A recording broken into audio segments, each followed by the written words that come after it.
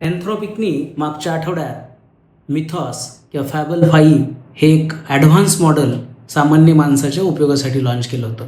जे लोक कोवर्क वापरतात किंवा त्यांचं कोडिंग टूल वापरतात त्यांना हे मिळालं आणि अगदी 1 ते 2च दिवसात हे मॉडेलवरती अमेरिकन सरकारने बंदी घातली आणि सांगितलं अमेरिकन नागरिकाशिवाय इतर कुणीही हे मॉडेल वापरू शकत नाही.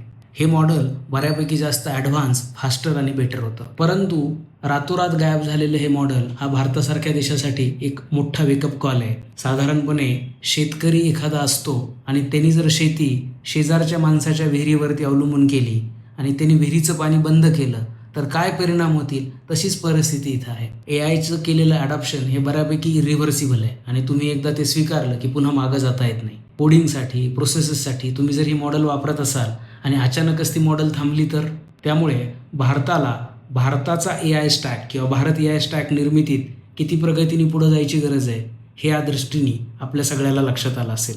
भारतामध्ये याच्यावर काम सुरू आहे. सर्वम असेल किंवा कृत्रिम असेल, हे AIचे मॉडेल काम करतात.